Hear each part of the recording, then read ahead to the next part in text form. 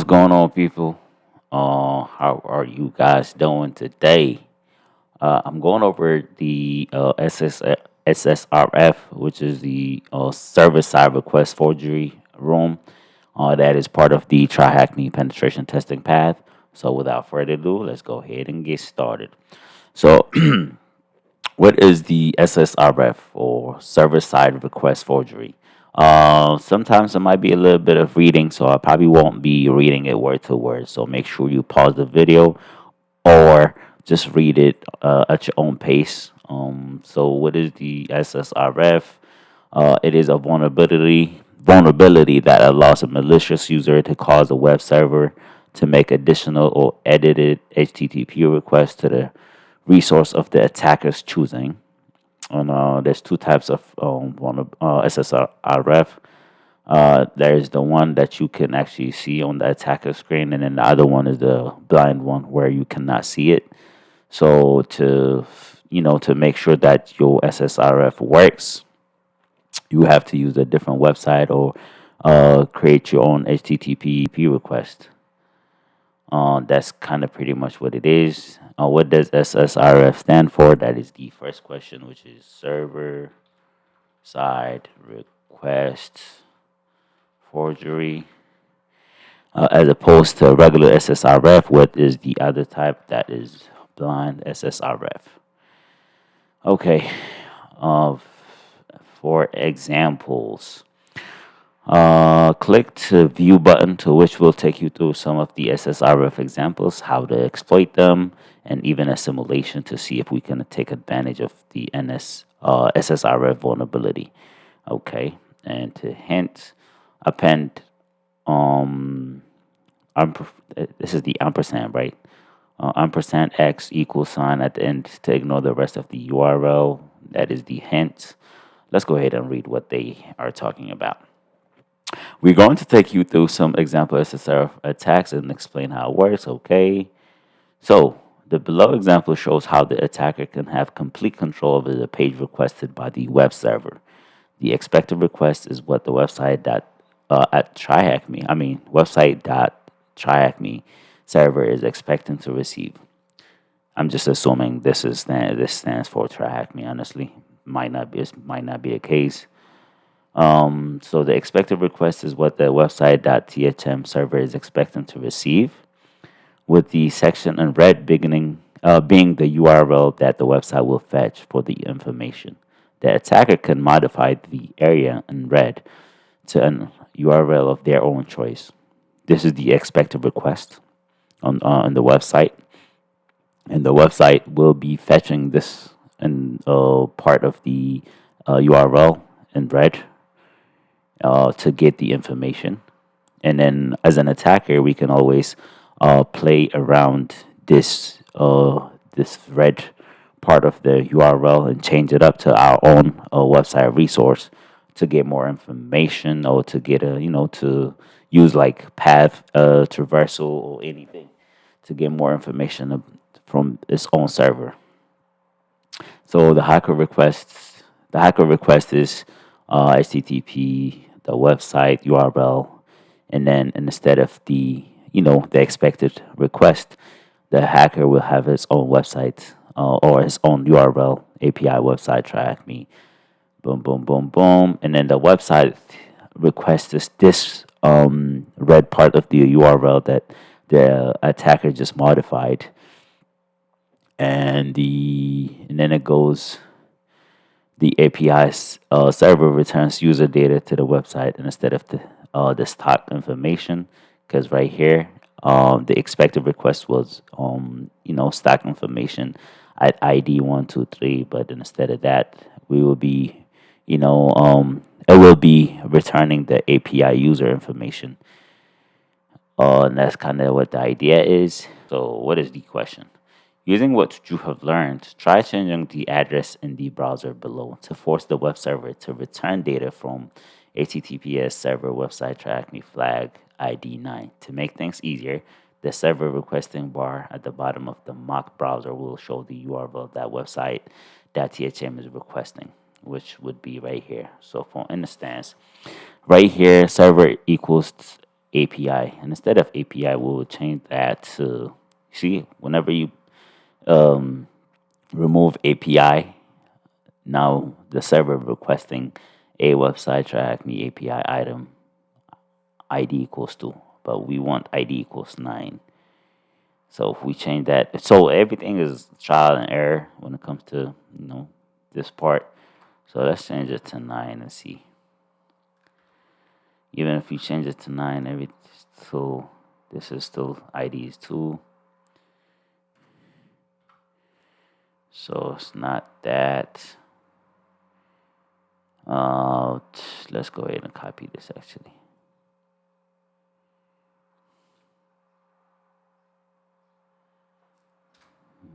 This is not it. We need to add, okay, server HTTPS. We don't need server HTTPS. We don't need that.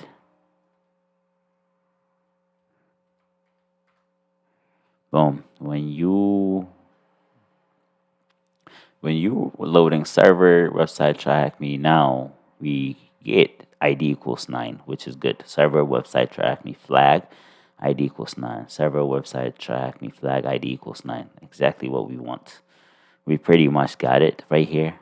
But this part, website Tryhackme API item ID 2, this is something we don't need. Like, this is automatically being appended on our requested URL, and we don't want that. So earlier, if we remember, there was something we could add. If we add this right here, um, the payload ending &x equals being used to stop the remaining path from being appended to the end of the attacker's URL.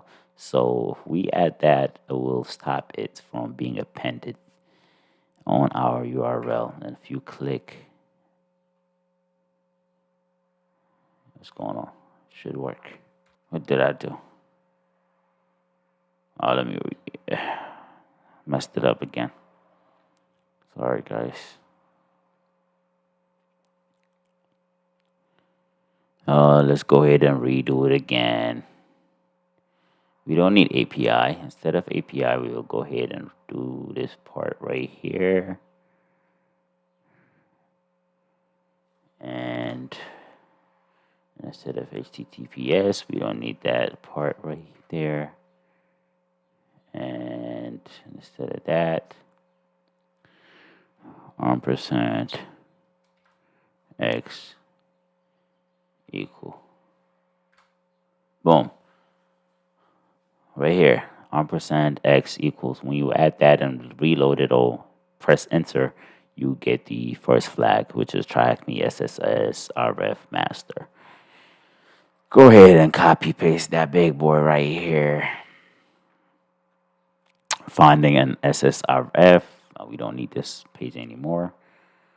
So pretty much to find just going over any website, and if you just trying to figure out if the website actually has SSRF vulnerability, the first thing that you should be looking is the URL. Like, for instance, if you look at this URL right here, it's kind of hard to tell, but full URL is used on parameter in the address bar. For instance, if it says, tryhackme.com, server equals, and then it has a whole full URL address, that is kind of shows that could be a possibility for SSRF vulnerability.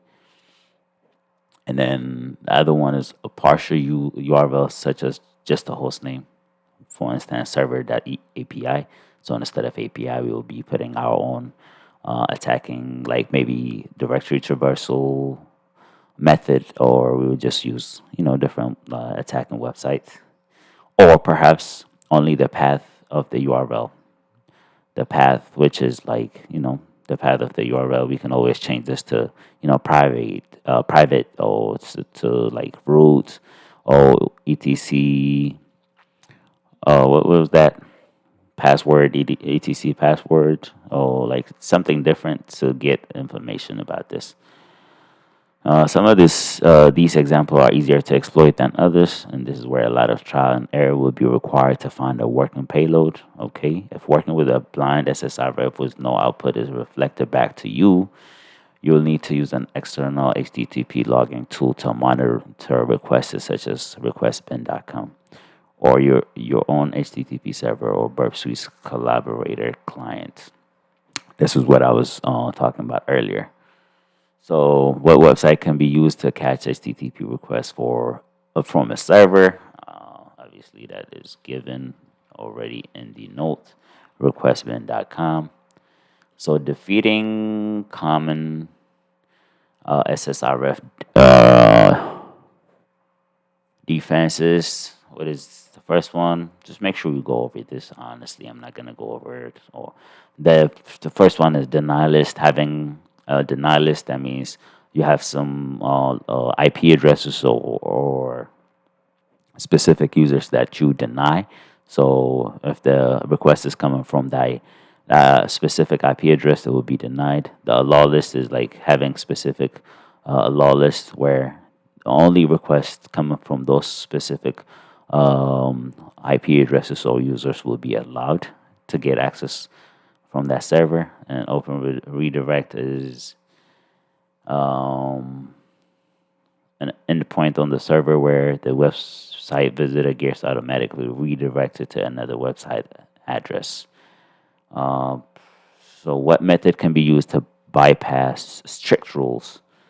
Uh, to probably open redirect will be the first one. And what IP address may contain sensitive data in a cloud environment, which is right here.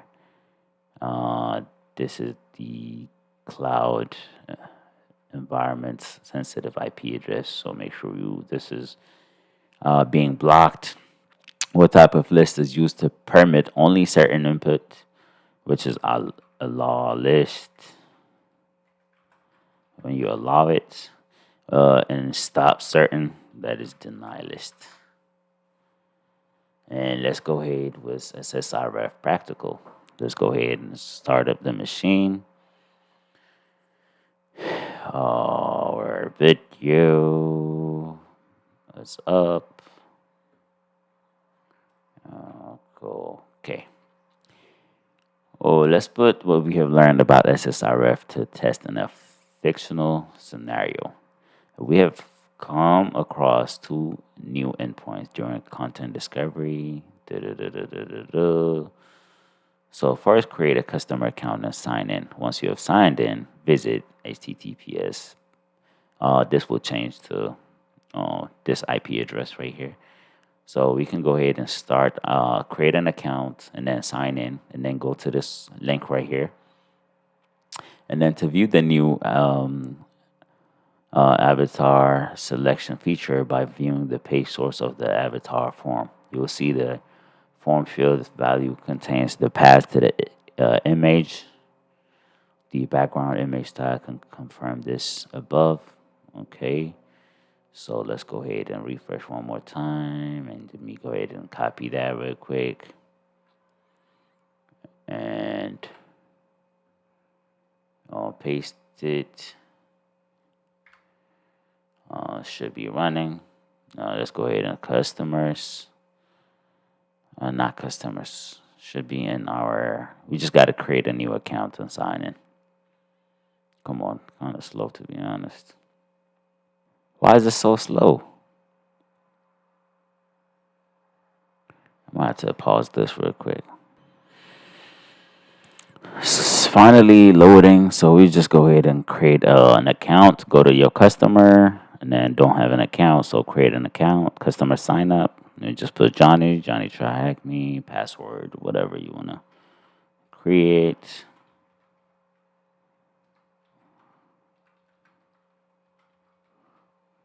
And once you sign up, don't save it. And now you already signed up, right? Go back to your Tryhackme. Copy this page right here. Copy link address. Go back to your machine. And let me go ahead and load that in a new website. And I mean in a new tab. and you will get this page right here to change it to your own avatar. Let's go ahead and see what they're saying. By viewing the page source of the avatar form, you will see the avatar form field value contains the path to the image. Okay.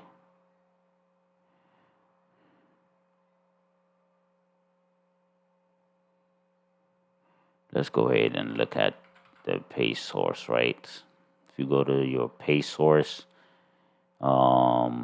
yes, every avatar has its own value, and it was loaded from assess avatars 1, 2, 3, 4. All the images are coming from a specific directory.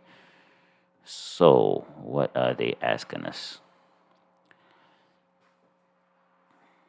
So it would be like this, right? So if you choose one of the avatars and click the update avatar button, you will see the form change, and above it display your currently selected avatar. Viewing the page source will show you a current avatar is displayed using the data URI scheme that the image content is base64 encoded as per the screenshot below. Okay, let's go ahead and do that. So we don't need this right now. Let's go ahead and click on one of them, update it. Once it's updated, let's go ahead and view page source. As they were saying, as soon as we chose the first one, right? So the first one, as soon as you chose it, right here, base64, and the image is encoded in the base64. That's what they are saying, which is true. Now let's try making the request again but changing the avatar value to private, in hopes that the server will access the resource and get past the IP address block. To do this, firstly, right-click on one of the radio buttons on the avatar form and select inspect. So before you update it, you select. Okay. Let's go and click on this. Before I select it, I'll just go ahead, right-click and inspect that. And then inspect it. You see this value right here? That's what I have, right? Instead of the value right there being, and once you inspect it, you see the value, you change it to private, and then update the avatar button. Unfortunately, it looks like the web application has a deny list in place and has blocked access to the private endpoint. So let's go ahead and try it for our own self. We'll go ahead and private that, enter, and let's go ahead and update our avatar. URL cannot start with private. You see how we got the same notification? Come on.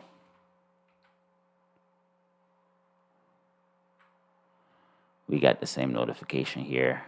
URL cannot start with private. So, as you can see from the error message, the path cannot start with /private, but don't worry, we will got a trick up our sleeve to pipe. Bro, it's so loud. Sheesh. We still got a trick up our sleeve to bypass this rule. We can use a directory traversal trick to reach our desired endpoint. So try setting the avatar value to X / private. This could probably work because we are going up one more directory up. So we're using path traversal or directory traversal, I guess. Now you will see I have now bypassed the rule. Okay, let's go ahead. Let's go back to our and click on this one of them and inspect it again and change this to what I just copied, which is X private, enter, and update that. Boom. When you updated already. The avatar is updated. And let's check. Let's go ahead and see exactly what they have changed. You see, as soon as you change that, as soon as you inspect it, now we have a different or a new base 64 file right here. Okay, viewing the page source of the avatar form, you will see the currently set avatar now contains the contents from the private directory in base 64 encoding. So as soon as we load the x slash dot dot slash private, now the new base 64 encoded message will be whatever they have inside of the private directory. So let's go ahead and use base 64 encode or decode to decode this message right here and see what exactly they have here. Let's go ahead and copy that. Let's go to base 64 decoding. I feel like my actual machine is faster than the virtual machine, but let's go ahead and just decode that. And as you can see, Tryhackme, you worked out the SSRF as the encoded message in base 64, and that is our flag, I believe. Let's go ahead and copy paste that, and as soon as you're done, just like this, it is easy, and we are done with this room.